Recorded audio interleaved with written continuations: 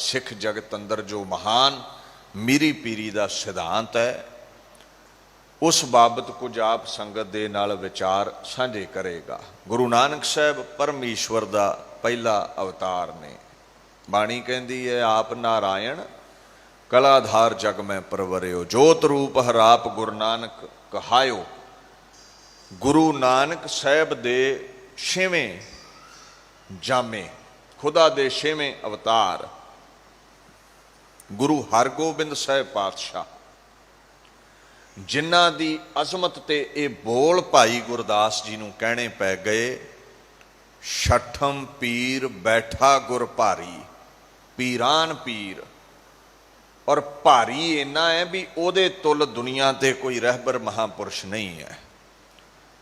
गुरु ग्रंथ साहब कहते ने गुर की महिमा क्या कहा, गुर बबेक सत सर, ओह आद जोगादी ही जुग जुग पूरा परमेश्वर। गुरु की महिमा कितनी क गा सकते हो, अंत नहीं आवेगा। हाँ, गा के जीवन सफला कर लवो। सागर का अंत बुलबुले नहीं पा सकते। कहते ओदी उपमा बड़ी वड्डी है। He is the ocean of the divine knowledge, truthfulness, miraculous powers. गुरु दे तुल कोई भी नहीं है दुनिया ते। पूरा परमेश्वर है वो, परमात्मा दे वो सरगुण स्वरूप ने। He is the perfect Lord. ऐसे गुरु हरगोबिंद साहब बाबत भाई नंद लाल जी ने ना फारसी विच बचन किया, एजाजे पाक्श मिन्नुल शमस अजहर व मंजले उली आयश अजहर उलवी बरतर।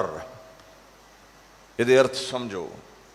कहते आए गुरु हरगोबिंद साहिब, तुहाडी जेड़ी पावन वडियाई है, पवित्र वडियाई है,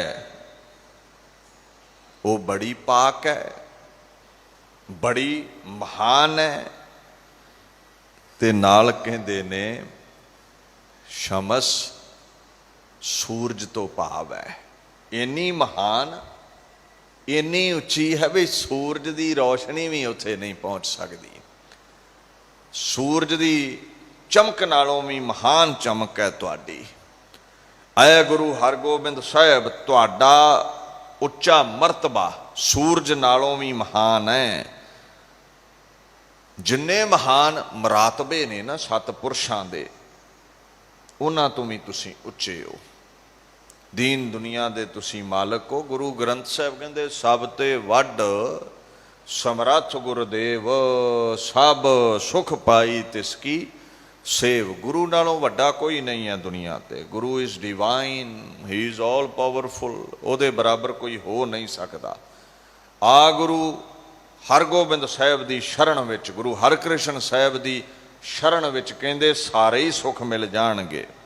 you will obtain all the comforts, सब सुख तैनूं इत्थों मिल जाणगे। ऐसे गुरु हरगोबिंद साहब, उन्हां दा प्रकाश वडाली विखे हुंदा है 1652 विक्रमी संमत नूं। पिता प्रतख हर श्री गुरु अर्जन देव महाराज ने, माता गंगा जी दे पाक हिरदे चों प्रगट होए पातशाह। कैसा परिवार है। दादा गुरु रामदास ने, जिन्हों बाणी कहती है पूरी होई करामात आप सिरजनहार है, धारिया धन धन रामदास गुरजन सिरिया तने सवारिया। पूरी करामात दे सहित जो खुदा दुनिया ते प्रगट होया गुरु रामदास जी ते नाल दादी माता भानी है, नाना कृष्ण चंद जी ने ते नानी धनवंती जी ने।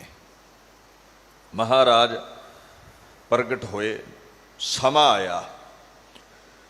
श्री गुरु अर्जन देव महाराज जी दीन दे लई, इंसानियत दे लई, धर्म दे लई, आज़ाद बुलंद हस्ती नूं दुनिया दे उत्ते प्रगट रखण दे लई, ह्यूमन राइट्स दे लई शहादत की अवधि माणते ने। तती तवी ते बिठा के जहांगीर दे हुक्म विच मुर्तज़ा खान चंदू वर्गियां दुष्टां वल्लों शहीद किया जाता है पातशाह नूं। शहादत तो बाद गुरु हरगोबिंद साहब ने रस्ता बदलिया है। ये जिहड़ी भगती है ना, ये जिहड़ी पीरी है, महाराज ने ये जानिया भी इस निर्माणता नूं, भगती नूं, पीरी नूं, फकीरी नूं मुगलिया सल्तनत बुजदली समझण लग पई है।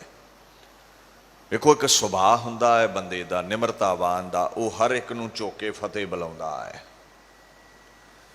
संगत ये ज्ञान रखदी है भी ये एक सिख दूसरे सिख दा अदब कर रहा है, ये कोई किसी दे अगे गिड़गिड़ाउणा नहीं हुंदा। पर यही फतेह तुसीं थोड़ी जी नीवी होके किसी हुक्मरान नूं, लीडर नूं बुलाओ ते उन्हें कहना मेरे मरातबे तो डरदा ही झुकी जाता है। ये हुक्मरान निमरता नूं बुजदली समझ बैंदे ने, फकीरी नूं बुजदली समझ लैंदे ने। इन्हां दे नाल मीरी ही वरतनी पैंदी है, शक्ति ही वरतनी पैंदी है, भगती नूं ये समझदे नहीं। गुरु हरगोबिंद साहब ने जानिया भी हुण कंडियां दे मूँह भन्नण दे लई कंडियां वर्गी कठोरता ही चाहीदी है। हुण इट नाल टकराउण दे लई पत्थर बनना पवेगा। गुरु नानक साहब, गुरु अर्जन साहब, इन्हां दे दरम्यान ये जो पहली तो पंजवीं पातशाही तक गुरु साहिबान ने ये फकीरी विच वरते ने।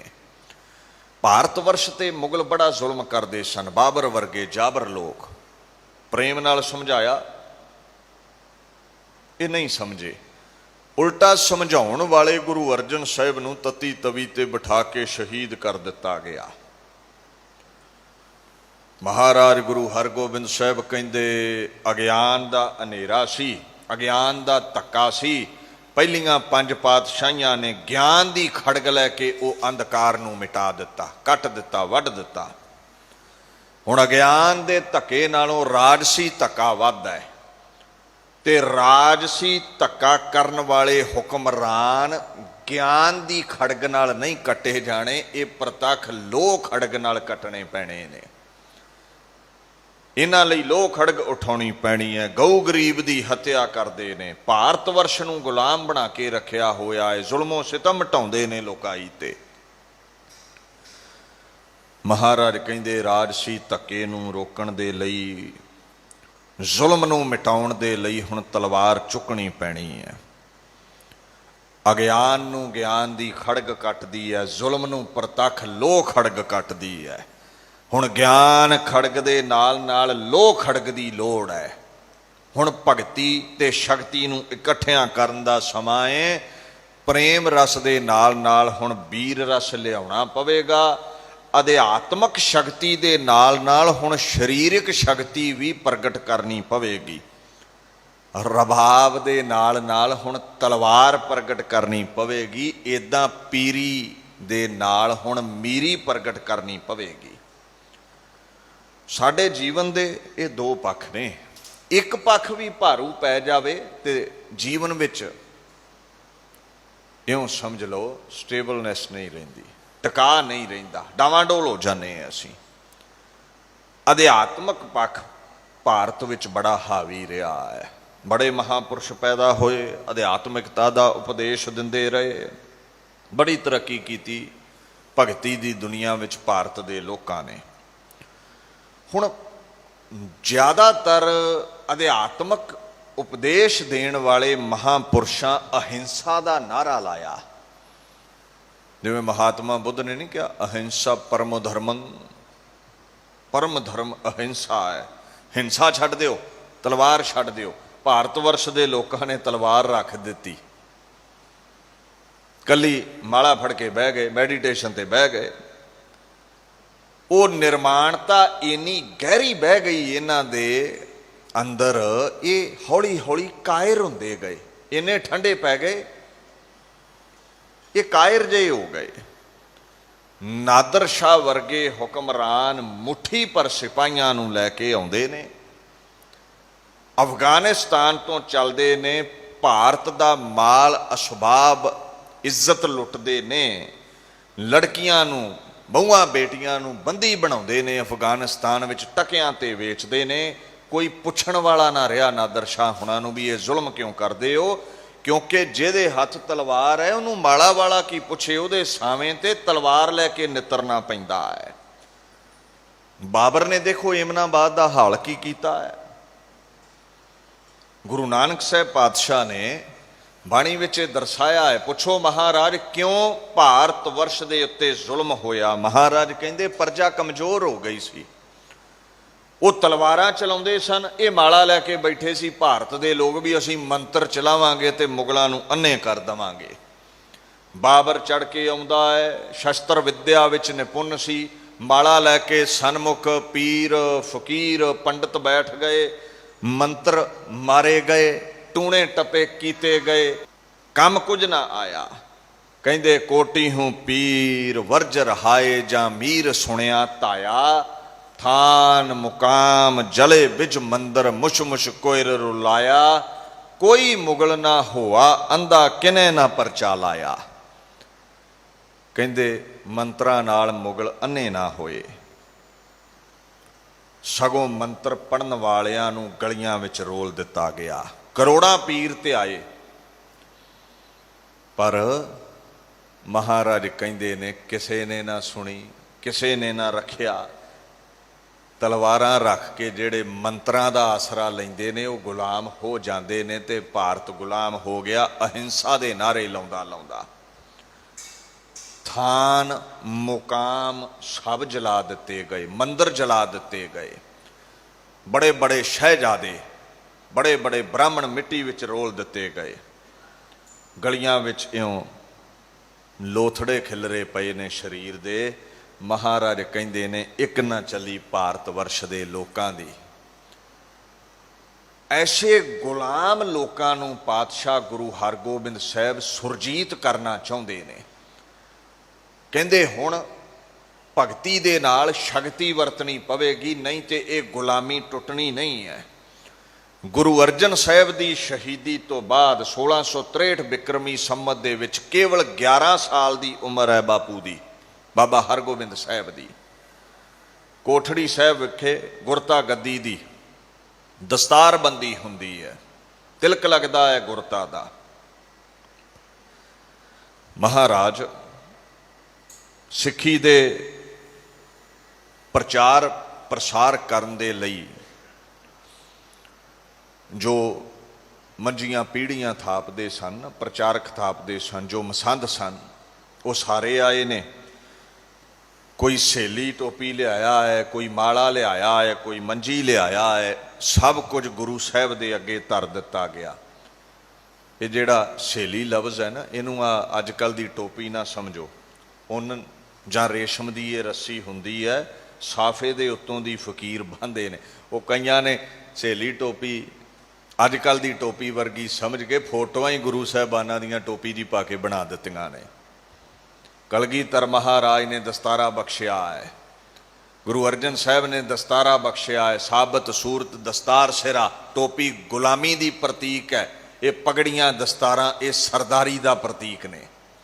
ਟੋਪੀ ਮੁਗਲਾਂ ਵੱਲੋਂ ਭਾਰਤ ਵਰਸ਼ ਦੇ ਲੋਕਾਂ ਨੂੰ ਪਹਿਨਾਈ ਜਾਂਦੀ ਸੀ, ਤੁਸੀਂ ਗੁਲਾਮ ਹੋ, ਪਗੜੀਆਂ ਅਸੀਂ ਧਾਰਾਂਗੇ, ਤਖਤਾਂ ਦੇ ਅਸੀਂ ਮਾਲਕਾਂ ਦੇ। ਸਾਡੇ ਲੋਕਾਂ ਕਮਲਿਆਂ ਫੈਸ਼ਨ ਬਣਾ ਲਿਆ ਟੋਪੀ ਪਾਉਣੀ। ਗੁਲਾਮੀ ਦੇ ਚਿੰਨ੍ਹ ਛਾਤੀ ਨਾਲ ਲਾਏ ਹੋਏ ਨੇ। ਜਿਸ ਗੁਲਾਮੀ ਨੂੰ ਮਿਟਾਉਣ ਲਈ ਗੁਰੂ ਗੋਬਿੰਦ ਸਿੰਘ ਪਾਤਸ਼ਾਹ ਸਰਬੰਸ ਵਾਰ ਗਏ, ਉਹ ਟੋਪੀਆਂ ਇਹ ਪਾਈ ਫਿਰਦੇ ਨੇ ਅੱਜ ਕੱਲ੍ਹ, ਜਿਹੜੀ ਮਸਾਂ ਗਲੋਂ ਲਾਈ ਸੀ ਪਾਤਸ਼ਾਹ ਨੇ ਸਾਡੇ। ਦੀਨ ਦੁਨੀਆ ਦੇ ਮਾਲਕ ਬੈਠੇ ਹੋਏ ਨੇ, ਦਸਤਾਰਬੰਦੀ ਹੁੰਦੀ ਹੈ, ਜੋ ਅੱਜ ਤੋਂ ਪਹਿਲਾਂ ਹੁੰਦਾ ਰਿਹਾ ਹੈ। ਗੁਰੂ ਨਾਨਕ ਸਾਹਿਬ ਤੋਂ ਗੁਰੂ ਅਰਜਨ ਸਾਹਿਬ ਪਾਤਸ਼ਾਹ ਤੱਕ ਇੱਕ ਦਸਤਾਰ ਵੱਜਦੀ ਸੀ, ਉੱਤੇ ਸਹੇਲੀ ਵਲੇਟ ਦਿੱਤੀ ਜਾਂਦੀ ਸੀ, ਨਰੀਅਲ ਰੱਖਿਆ ਜਾਂਦਾ ਸੀ, 5 ਪੈਸੇ ਰੱਖੇ ਜਾਂਦੇ ਸਨ, ਮੱਥਾ ਟੇਕਿਆ ਜਾਂਦਾ ਸੀ। ਗੁਰੂ ਪਾਤਸ਼ਾਹ ਦੇ ਸਨਮੁਖ ਨਰੀਅਲ ਰੱਖਿਆ ਗਿਆ, 5 ਪੈਸੇ ਰੱਖੇ ਗਏ। ਮੱਥਾ ਟੇਕਿਆ ਗਿਆ। ਜੋ ਸਾਜੋ ਸਮਾਨ ਗੁਰੂ ਅਰਜਨ ਸਾਹਿਬ ਵੱਲੋਂ ਆਇਆ ਸੀ ਸਿੱਖਾਂ ਦੇ ਰਾਹੀਂ, ਬਾਬਾ ਬੁੱਢਾ ਜੀ ਨੇ ਗੁਰਤਾ ਗੱਦੀ ਦੀ ਸਾਰੀ ਮਰਿਆਦਾ ਕੀਤੀ ਹੈ। ਤੇ ਜੋ ਮਾਲਾ ਸੀ ਨਾ, ਜੋ ਸੇਲੀ ਸੀ, ਗੁਰੂ ਹਰਗੋਬਿੰਦ ਸਾਹਿਬ ਕਹਿੰਦੇ ਬਾਬਾ ਜੀ ਇਹ ਸ਼ਾਂਤ ਸਰੂਪ ਦੇ ਚਿੰਨ੍ਹ ਨੇ, ਇਹਨਾਂ ਨੂੰ ਤੋਸ਼ੇਖਾਨੇ ਰੱਖ ਦਿਓ, ਹੁਣ ਸ਼ਸਤਰਾਂ ਦੀ ਲੋੜ ਹੈ। ਹੁਣ ਸਮਾਂ ਬਦਲ ਚੁੱਕਿਆ ਹੈ। ਸੂਰਜ ਪ੍ਰਕਾਸ਼ ਦੇ ਬੋਲ ਨੇ, ਤੁਰਕ ਰਾਜ ਭਏ ਦੁਸ਼ਟ ਵਿਸਾਲੇ, ਕਿਆ ਕੀਨੋ ਹੋ ਸਤਿਗੁਰ ਪਿਤ ਨਾਲੇ, ਪ੍ਰਥਮ ਹੋਤੇ ਛਤਰੀ ਮਹਿਪਾਲਾ, ਆ ਯੁੱਧ ਹੋ ਅਭਿਆਸ ਵਿਸਾਲਾ। ਕਹਿੰਦੇ ਦੇਖੋ ਬਾਬਾ ਜੀ, ਪਿਤਾ ਜੀ ਨਿਰਮਾਣਤਾ ਵਿੱਚ ਰਹੇ, ਦੁਸ਼ਮਣਾਂ ਨੇ ਉਹਨਾਂ ਦੀ ਫਕੀਰੀ ਨੂੰ ਨਾ ਸਮਝਿਆ, ਸ਼ਹੀਦ ਕਰ ਦਿੱਤਾ। ਜਿਹੜੇ ਪੁਰਾਣੇ ਸਮਿਆਂ ਦੇ ਛਤਰੀ ਹੋਏ ਨੇ ਨਾ, ਸੂਰਬੀਰ ਜੰਗ ਲੜਦੇ ਰਹੇ ਨੇ, ਉਹਨਾਂ ਵੱਲ ਵੇਖ ਕੇ ਲੋਕਾਈ ਨੂੰ ਸਿੱਖਣ ਦੀ ਲੋੜ ਹੈ। ਜੇ ਆਜ਼ਾਦ ਰਹਿਣਾ ਹੈ ਤੇ ਤਲਵਾਰ ਚੁੱਕਣੀ ਪਵੇਗੀ। ਹੁਣ ਮਸੰਦਾਂ ਨੂੰ ਕਹਿ ਦਿਓ, ਜਦੋਂ ਵੀ ਭੇਟਾ ਲੈ ਕੇ ਆਉਣ, ਸ਼ਸਤਰ ਜ਼ਰੂਰ ਲੈ ਕੇ ਆਉਣ, ਚੰਗੇ ਘੋੜੇ ਲੈ ਕੇ ਆਉਣ, ਅਰਬੀ ਸੂਰਬੀਰਾਂ ਨੂੰ ਭਰਤੀ ਕੀਤਾ ਜਾਵੇ। ਬਾਬਾ ਬੁੱਢਾ ਜੀ ਹੱਥ ਜੋੜ ਕੇ ਕਹਿੰਦੇ ਜੋ ਮਹਾਰਾਜ ਤੁਹਾਡਾ ਹੁਕਮ ਹੈ। ਗੁਰੂ ਦੇ ਹੁਕਮ ਵਿੱਚ ਕੋਸ਼ ਵਿੱਚ ਉਹ ਸਾਰਾ ਸਾਜੋ ਸਮਾਨ ਰੱਖ ਦਿੱਤਾ। ਪੰਜਾਂ ਪਾਤਸ਼ਾਹੀਆਂ ਅੱਗੇ ਗੁਰੂ ਨਾਨਕ ਤੋਂ ਗੁਰੂ ਅਰਜਨ ਸਾਹਿਬ ਨੂੰ ਧਿਆ ਕੇ ਬਾਬਾ ਬੁੱਢਾ ਜੀ ਨੇ ਦਸਤਾਰ ਬੰਨੀ ਹੈ। ਪਾਂਚੋ ਹੋ ਸਤਿਗੁਰ ਕੇ ਲੈ ਨਾਮ, ਪਾਗ ਲੀਨ ਕਰ ਮਹਿ ਅਬਿਰਾਮ। ਹਸਤ ਵਿੱਚ ਦਸਤਾਰ ਲੈ ਕੇ ਸਜਾ ਦਿੱਤੀ ਪਾਤਸ਼ਾਹ ਦੇ। ਦਸਤਾਰਬੰਦੀ ਹੋਈ। ਮਾਤਾ ਗੰਗਾ ਜੀ ਨੂੰ ਕੰਮ ਦਿਲੇ ਮਸੰਦਾਂ ਨੇ ਸ਼ਿਕਾਇਤ ਕੀਤੀ, ਮਾਂ ਤੁਹਾਡੇ ਲਖਤੇ ਜਿਗਰ ਕਹਿੰਦੇ ਨੇ ਹੁਣ ਭੇਟਾ ਵਿੱਚ ਸ਼ਸਤਰ ਲੈ ਕੇ ਆਓ, ਇਹਨਾਂ ਨੇ ਹੁਣ ਜਹਾਂਗੀਰ ਨਾਲ ਮੱਥਾ ਲਾਉਣਾ ਹੈ, ਪਿਤਾ ਦਾ ਬਦਲਾ ਲੈਣਾ ਹੈ। ਮਾਤਾ ਨੇ ਪੁੱਛ ਲਿਆ। ਮਾਂ ਜੀ ਆਖਣ ਲੱਗੇ, ਮੁਖ ਤੇ ਕਹੋ ਸ਼ਸਤਰ ਹਮ ਧਾਰੇ, ਗੁਰੂ ਪਿਤਾ ਕੋ ਬੈਰ ਸੰਭਾਰੇ। ਤੁਸੀਂ ਕਹਿੰਦੇ ਹੋ ਸ਼ਸਤਰ ਰੱਖਣੇ ਨੇ, ਪਿਤਾ ਦਾ ਬਦਲਾ ਲੈਣਾ ਹੈ, ਕਿਵੇਂ ਲਓਗੇ?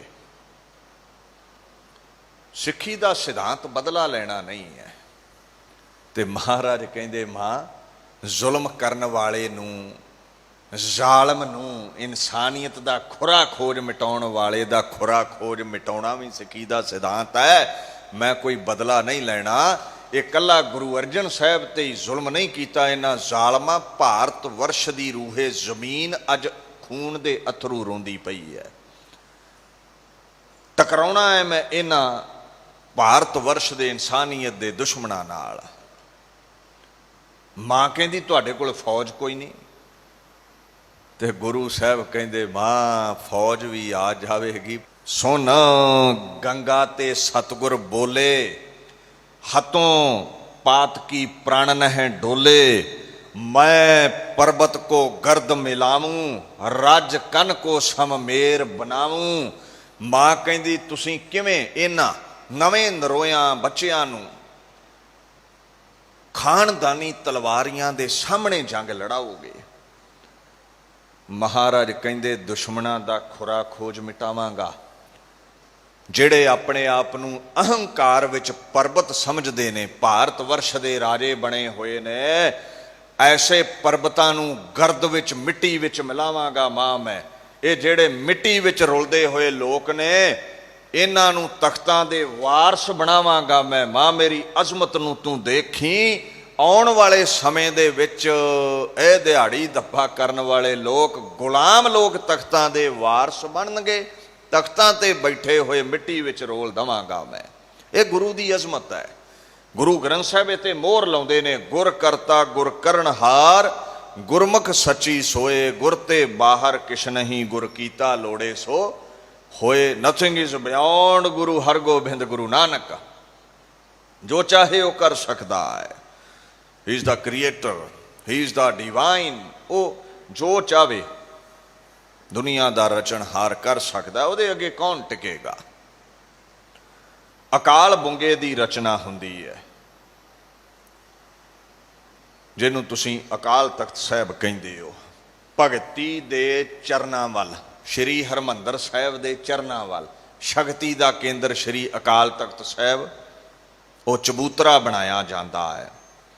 ਪ੍ਰਥਮ ਆਪਣੇ ਲੇਕਰ ਹਾਥ ਧਰੀ ਈਂਟ ਬਲ ਤੇਜ ਕੇ ਸਾਥ। ਮਹਾਰਾਜ ਗੁਰੂ ਹਰਗੋਬਿੰਦ ਸਾਹਿਬ ਨੇ ਇੱਟ ਰੱਖੀ ਹੈ, ਬਾਬਾ ਬੁੱਢਾ ਜੀ ਭਾਈ ਗੁਰਦਾਸ ਜੀ ਸੇਵਾ ਵਿੱਚ ਨਾਲ ਲਾਏ ਨੇ। ਅਕਾਲ ਬੁੰਗਾ ਰਚ ਦਿੱਤਾ ਹੈ, ਇਹ ਤਖਤ ਮਹਾਨ ਰਚ ਦਿੱਤਾ ਹੈ। ਇਹ ਐਸਾ ਤਖਤ ਹੈ, ਅਬ ਚਲ ਨੀਵ ਧਰੀ ਗੁਰੂ ਨਾਨਕ ਨਿਤ ਨਿਤ ਚੜ੍ਹੈ ਸਵਾਈ।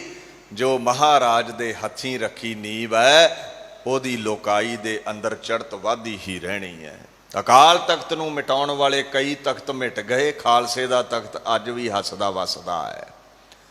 ਇਹ ਪਾਤਸ਼ਾਹ ਦੀ ਰੱਖੀ ਹੋਈ ਨੀਵ ਹੈ। ਕਈਆਂ ਸਰਕਾਰਾਂ ਜ਼ੋਰ ਲਾ ਲਿਆ, ਅਬਦਾਲੀ ਕਿਆਂ ਜ਼ੋਰ ਲਾਇਆ, ਇੰਦਰਾ ਗਾਂਧੀ ਨੇ ਜ਼ੋਰ ਲਾਇਆ। ਅੱਜ ਕੱਲ੍ਹ ਕੁਝ ਐਸੇ ਘਟੀਆ ਲੋਕ ਨੇ ਭਾਰਤ ਵਰਸ਼ ਅੰਦਰ ਜਿਹੜੇ ਅਕਾਲ ਤਖਤ ਸਾਹਿਬ ਨੂੰ ਮਲੀਆ ਮੇਟ ਕਰਨਾ ਚਾਹੁੰਦੇ ਨੇ ਸਿਧਾਂਤਕ ਤੌਰ ਤੇ। ਇਹ ਨਹੀਂ ਮਿਟੇਗਾ, ਇਹ ਗੁਰੂ ਹਰਗੋਬਿੰਦ ਸਾਹਿਬ ਦਾ ਸਾਜਿਆ ਹੈ। ਕਿਸੇ ਆਮ ਇਨਸਾਨ ਦਾ ਸਾਜਿਆ ਹੁੰਦਾ ਤੇ ਆਮ ਇਨਸਾਨ ਇਹਨੂੰ ਮਿਟਾ ਸਕਦਾ ਸੀ, ਪਰ ਇਹ ਮਿਟਣ ਵਾਲਾ ਨਹੀਂ ਹੈ। ਸਿੱਖਾਂ ਦਾ ਸਿਜਦਾ ਉੱਥੇ ਸਦਾ ਰਹੇਗਾ। ਇਹ ਇਨਸਾਈਕਲੋਪੀਡੀਆ ਵੀ ਤੁਸੀਂ ਪੜ੍ਹੋ ਨਾ, along with Baba Buddha ji and Bhai Gurdas ਦਾ 6th Guru, Guru Hargobind Sahib, he built Shri Akal Takht Sahib as a place of justice. ਇਹ ਸਿੱਖਾਂ ਦੇ ਅੰਦਰ ਜਿੰਨੇ ਵੀ ਲੜਾਈ ਝਗੜੇ ਹੋਇਆ ਕਰਦੇ ਸਨ, ਅਸੀਂ ਦੁਨਿਆਵੀ ਕੋਰਟ ਕਟਹਿਰਿਆਂ ਵਿੱਚ ਨਹੀਂ ਸੀ ਜਾਂਦੇ, ਅਸੀਂ ਅਕਾਲ ਤਖਤ ਸਾਹਿਬ ਅੱਗੇ ਸਜਦਾ ਕਰਦੇ ਸੀ, ਫੈਸਲਾ ਉੱਥੋਂ ਹੁੰਦਾ ਸੀ। ਸਿੱਖੀ ਦਾ ਇਹ ਸਿਧਾਂਤ ਰਿਹਾ ਹੈ। ਸੋ ਮਹਾਰਾਜ ਪਾਤਸ਼ਾਹ ਨੇ ਅਕਾਲ ਬੁੰਗਾ ਰਚਿਆ। ਮੀਰੀ ਪੀਰੀ ਦਾ ਤਿਲਕ ਹੁੰਦਾ ਹੈ। ਬਾਬਾ ਬੁੱਢਾ ਜੀ ਨੇ ਤਲਵਾਰ ਇੱਕ ਪਹਿਨਾ ਦਿੱਤੀ। ਮਹਾਰਾਜ ਕਹਿੰਦੇ, ਬਾਬਾ ਬੁੱਢਾ ਜੀ ਇੱਕ ਤਲਵਾਰ ਹੋਰ ਲੈ ਆਓ। ਦੂਸਰੀ ਤਲਵਾਰ ਆ ਗਈ।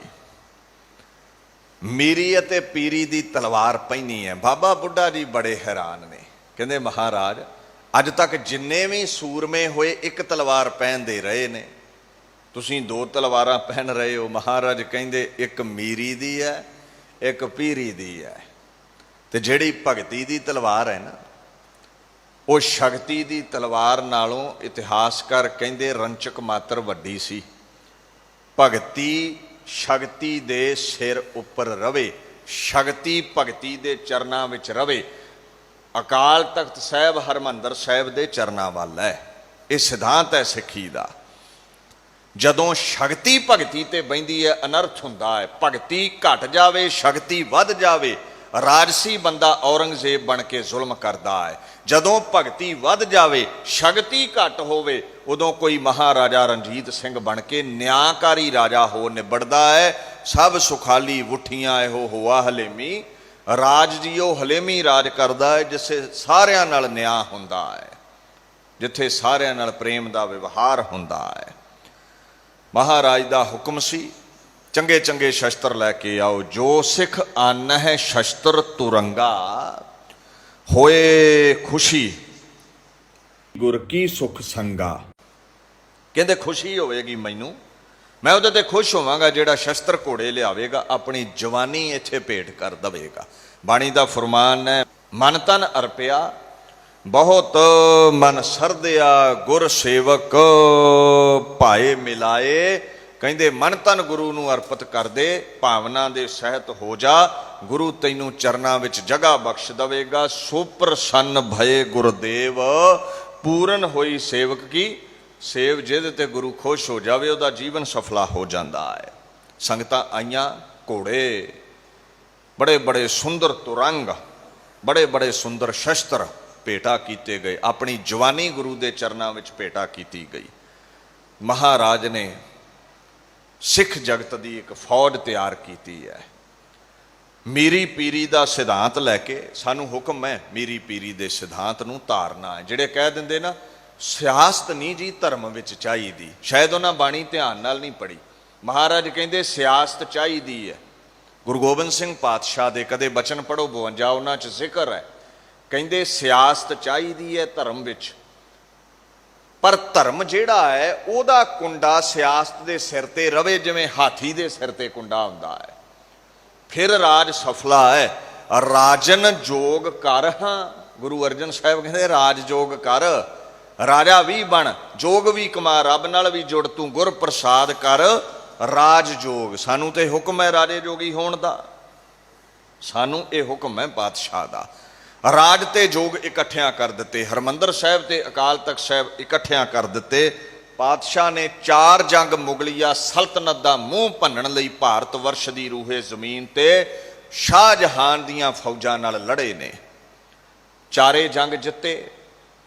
और ऐसी तलवार वाही है, ऐसी तलवार चलाई है, मैं बचन ये तुहाडे नाल साझा करा। भाई नंद लाल फारसी विच कहंदे ने, तेगश दुश्मन अफगन व तीरश खारा शिकन। ऐ गुरु हरगोबिंद तेरी जिहड़ी तेगश, अश कहंदे उन्हां दी तेग है वो इउं चलदी है।